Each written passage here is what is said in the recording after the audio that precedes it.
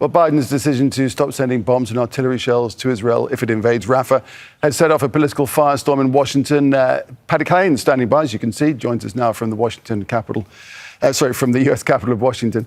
So, Patty, the Israeli Prime Minister saying that Israel will stand alone if it has to. How's that all going down in the United States? Well, it depends on what your political party you belong to, quite frankly.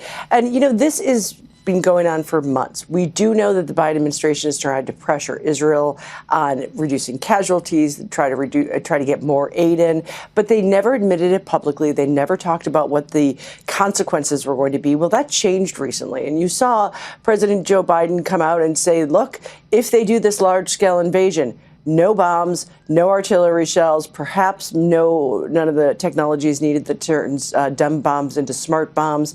And he's not just saying that that's going to happen, he's showing that it's already sort of happening. We do know that from the Pentagon briefing today that there was a shipment of bombs, 1,800 2,000-pound bombs. Those are the ones that cause a lot of destruction, and 1,700 500-pound bombs. Those are supposed to be shipped to Israel, and that's been delayed. So sending a message of what's going to happen, telling them this is already not happening. And at the same time, one of the more significant things is we, for the very first time, heard U.S. President Joe Biden say specifically, American bombs have killed innocent civilians in Gaza. And they are again sending the message with the briefings throughout the Capitol today that there is simply another way. They have talked, I think, quite openly about conducting a major military operation in Rafah. We are opposed to that, but we'll see what happens. We have made quite clear we don't want to see it happen. We continue, and I should say, we do continue to engage with them about other options that they can pursue. We have presented a full range of other policy choices that they can make that we think would achieve the goal of dismantling Hamas and choking off the Hamas battalions that remain in Rafah without further endangering civilians there and without causing this mass population displacement with no place for them to go. All right, Patty, so what about Capitol Hill? What are they saying there? Oh, they've had so much to say, so many tweets or whatever you call them now on X, so many press conferences, so many press releases. So from the Republicans, you are seeing a tremendous amount of anger. At first, the Speaker of the House, Mike Johnson, tried to dismiss it, said Biden was maybe having a senior moment because he said he would be blindsided if that is in fact the policy. Because remember, Congress just passed tens of billions of dollars to go to Israel for weapons and for humanitarian aid. And so we've seen Republicans in the House.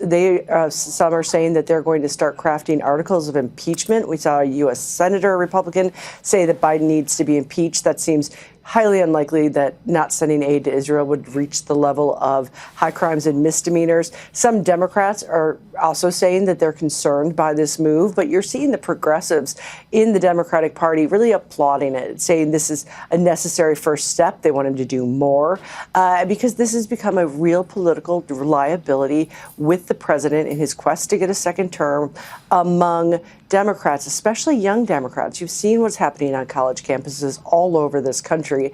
So a lot of anger from some on Capitol Hill.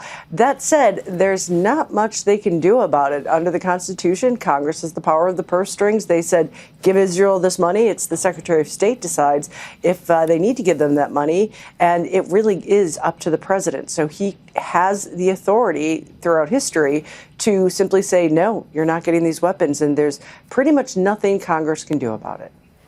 All right, Patty, thanks for that. Patty Culhane there in Washington, D.C. Protests in solidarity with Palestinians in Gaza are continuing in U.S. college campuses. Students at Johns Hopkins University in Baltimore have defied orders to end their demonstration. Hundreds of protesters have set up camp by pitching tents on the campus. They've been there since last week. College authorities had asked the students to leave by the end of Wednesday. The students have set up the encampment in front of the Johns Hopkins Library. It's a park called The Beach. Alan Fisher was there.